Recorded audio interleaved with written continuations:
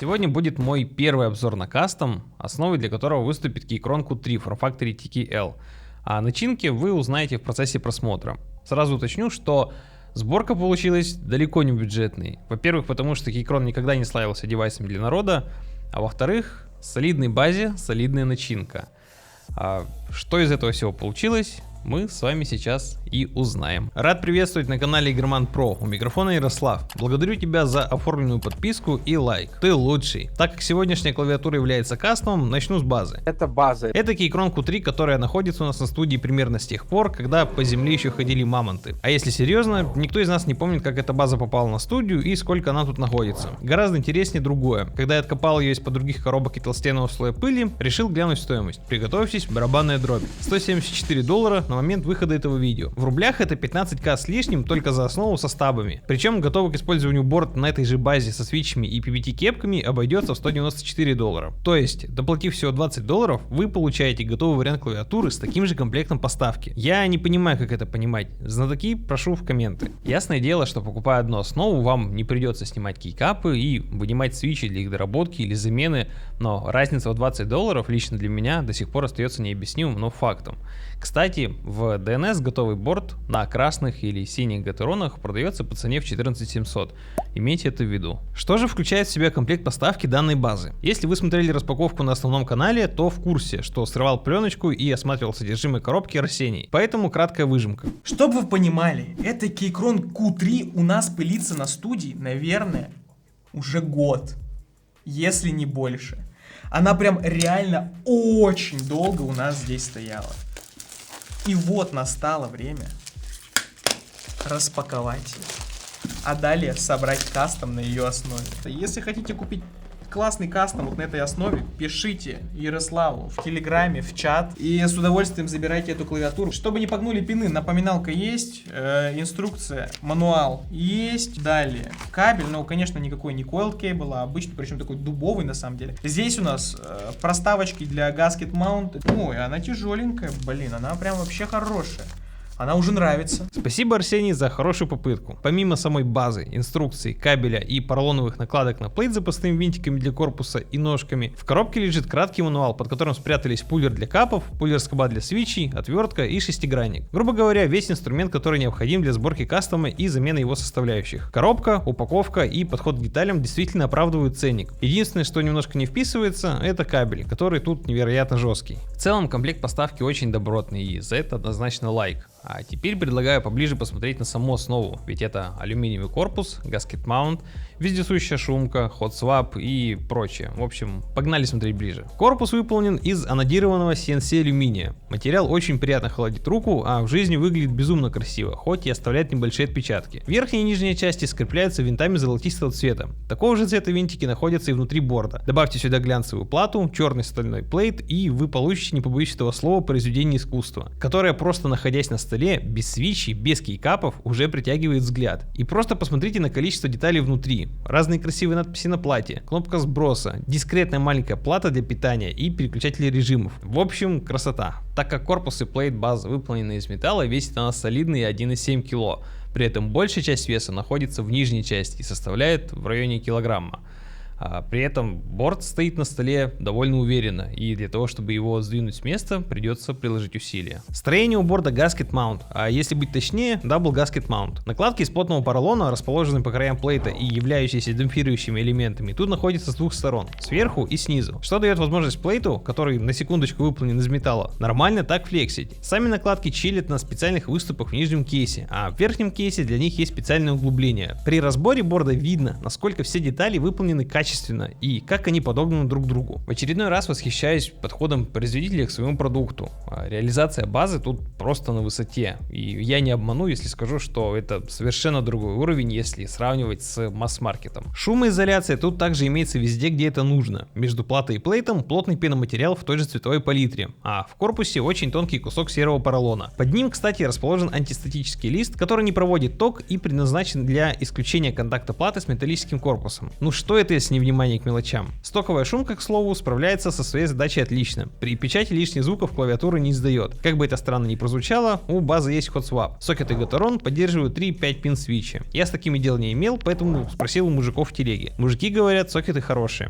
Светодиод, кстати, южный. По поводу основы могу сказать одно. Это премиум и никак иначе. Не все будут готовы отдать за нее такие деньги, но не всем такая роскошь и нужна.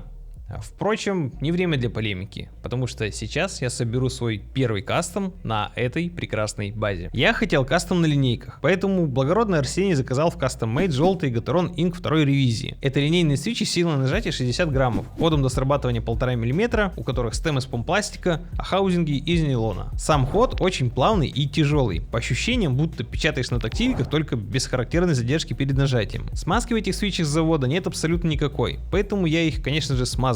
Как и чем, сейчас расскажу. Для начала подложил другой коврик, для того, чтобы ненароком не испачкать фирменный ковер Громана. Все ссылочки в описании. Взял switch opener, две кисточки, одну побольше, другую поменьше, и три типа смазки. Crytex 205G0, 105G0 и Permatex 81150. Я решил не изобретать велосипед и пойти по стопам великого классика современности Арсения Кутилова. И для начала смазка свитчей. Партию с 30 штук разобрал с помощью открывашки. Все составляющие разложил по отдельным кучкам. Пружины в зиплок. Туда же 3-4 капли масла Crytex 105G0. Надул, потряс пару минут, пружины смазаны. Далее по кучкам. Сначала большой кисточкой смазал все части всех стемов за исключением крестовины. Затем маленькой, направляющей стемы в каждом нижнем хаузинге 205 Crytex. Верхние хаузинги в смазке не нуждаются. Так как это топовые свитчи у гатов, обливать смазкой каждый элемент не стал для избежания оверлюба, который приводит к тому, что свитч начинает хлюпать. Смазал, собрал, первая партия готова. При сборке помните, что стем должен стать ножками к контактной пластине, иначе свитч не будет работать, а при нажатии есть риск привести стем в негодность. Итак, в 3 захода я смазал все 87 переключателей, и настало время смазать стабилизаторы. Из коробки в нашей основе стоят PCB mount стабы, но так как это жирная сборка, было принято решение воткнуть сюда стоебисы. Все просто. Стоебисы делают одни из лучших стабилизаторов на рынке, а у нас на студии как раз завалялась коробочка. Но так как они поставляются сухими, как воздух в Сахаре, сперва их необходимо смазать. Составляющие также разложил по кучкам. 205-м Crytex у стемов смазал внешние боковые стенки, у хаузингов внутренние стенки. Скобы по всем канонам Permatex. Смазки наносил не слишком много, чтобы она впоследствии не вытекла на плату. Смазал, собрал, вся партия готова. Прежде чем двигаться дальше, хочу отметить следующее. Изначально я собрал клавиатуру на стоковых ставах, просто потому что забыл поставить стоебисы. Но саундтест я все же записал, и сейчас я вам предлагаю сравнить два отрезка саундтестов длинных клавиш, а вы попробуйте угадать, где сток, а где стоебисы.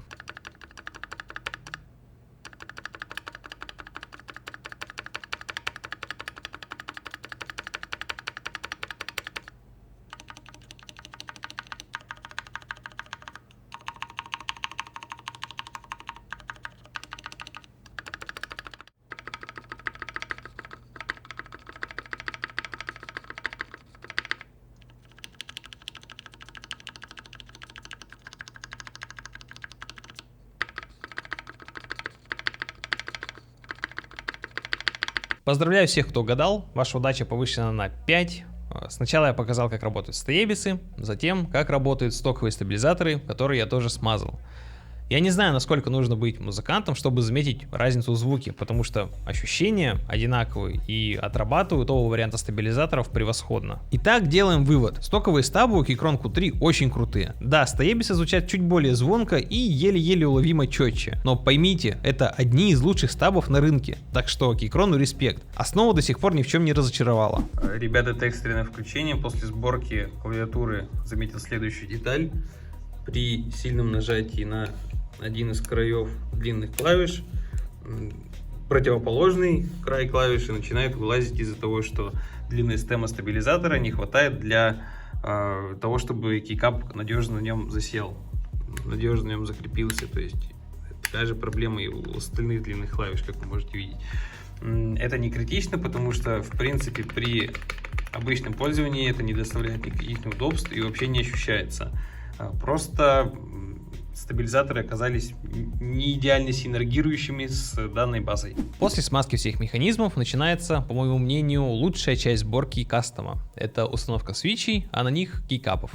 Смотрим. При установке свитчей будьте внимательны с пинами. Если они погнуты, выпрямите их пальцем или ногтем. Свитчи на месте. Время ставить кейкапы, которые тот же благородный Арсений заказал у тех же Custom Made. Те, кто смотрел распаковку, помнят, что это продукт от PB Defense WOP. Дословно White on Black. И в сборе это, ребятушки, просто красота неописуемая. Для тех, кто не в курсе, напомню, что PB Defense делают топовые кепки из PBT пластика. Не совпадение. К примеру, эти колпачки стоят 6590 рублей за набор. Но что это за лепота? Черри профиль, толщина стенки 1,5 мм, двойное литье, отливка идеальная, ни одного капа не нашел заусенцев, небольшая шершавость при контакте. В общем, всем желаю таких кепок. И вы просто взгляните на то, какая это красота. Сочетание корпуса и кейкапов образует какой-то невероятно стильный тандем. При всем желании докопаться до чего-либо в этом борде я не могу. Это любовь. После сборки я решил сделать тейп-мод. Никакой необходимости в этом нет, так как стоковая шумка корпуса настолько тонкая, что аж просвечивает. Однако мне стало интересно, изменится ли ощущение от печати и подвижность корпуса. Для тейп-мода я использовал малярный скотч. Тут все проще пареной репы. Нарезал скотч на глаз и наклеил поверху свап-сокетов в 2 слоя. Лишние края убрал ножницами. Готово. Клавиатура начала флексить лучше, а звук стал чуть более глухим, но остался таким же приятным. Саунд-тест, если что, в конце видео. Итак, кейкапы стоят дороже многих клавиатур,